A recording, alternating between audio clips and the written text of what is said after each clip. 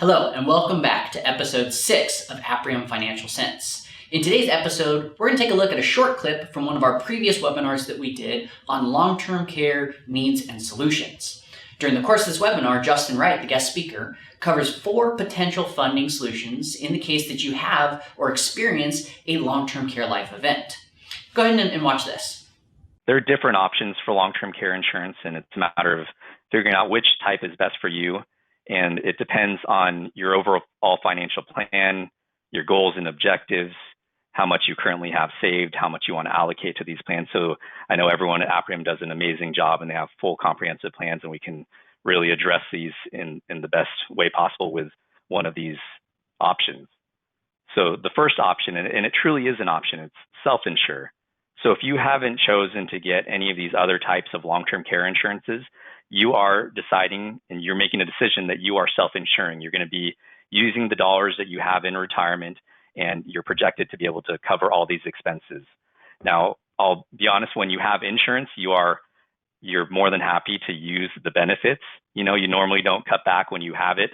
So sometimes with self-insurance, I can understand, I'm maybe speaking for myself, but I would cut back on a few things to compensate and not have to overly spend my money. So that's some of the consideration when you are self-insuring. Well, self-insurance is probably the most widely adopted, right? But yeah, it's either the most inexpensive or the most expensive option, depending on how things go, right? That's right. The next level is traditional long-term care, and I'm going to go into some detail on these different types. This is what we normally think of when we think of long-term care insurance. It's a standalone policy where you just pay the premiums and you get a benefit. Then the next level would be the life insurance policy with a long-term care rider, where you can access that death benefit early to pay for long-term care expenses. And then the final and fourth one would be, it's called an asset-based long-term care policy, where you're repositioning. It's normally a lump sum type premium that we'd be looking at for asset-based long-term care. And there are pros and cons for each one, which I'm going to go into detail on. So traditional long-term care, the pros, it's the least expensive. You have plan flexibility, so you could choose your benefit amount, and it ranges from $1,500 to $10,000 per month that you can start with. You can choose your benefit period, so it's between 2 and 5 years that you can choose for traditional long-term care.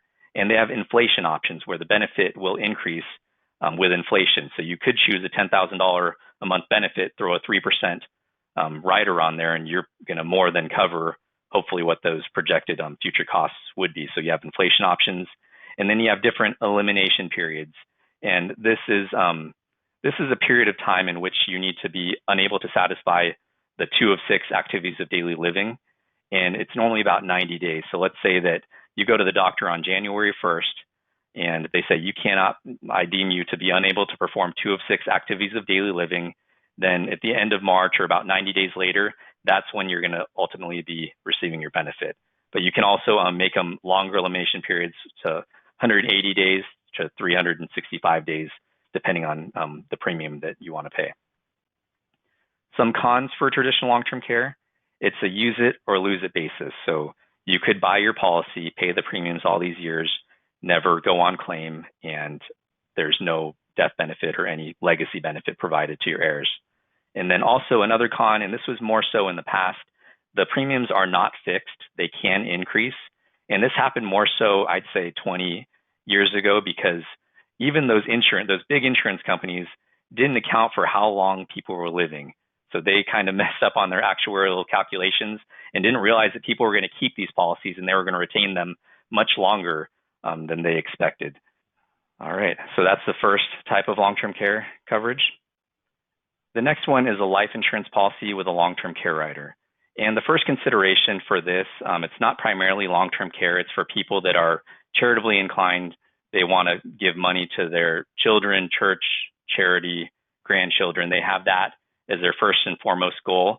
And then they can add a rider on there that can actually allow you to access the death benefit early if you require long-term care. So the pros are you get a leveraged benefit to your heirs. And another pro with this, and there are different categories and work with so many different carriers that they have different features, but it's normally you receive a long-term care, or you receive a cash benefit for your long-term care claim. And this is different from the other types of policies because the other ones are reimbursement, where basically you have to show that you spent the money, you hand it to the claims department, and they reimburse you for that expense. With a life with long-term care riders, they actually write you a check to the tune of about 25% of your death benefit at the beginning of the year. And you could use that check however you'd like. You can pay your grandchild to drive you to the doctor's office. You can add an addition down in your home so that it makes it easier to get around. So there are a lot of different ways that you could spend the cash versus the other ones that are a little more restricted because you need a qualified care provider and you need a reimbursement expense. And then you also have plan flexibility, so you can choose how much death benefit you want on these policies, and then the benefit period. It's normally about 2 to 4 years are the two different benefit periods that you can choose on these plans. The cons are that they're more expensive than traditional long-term care.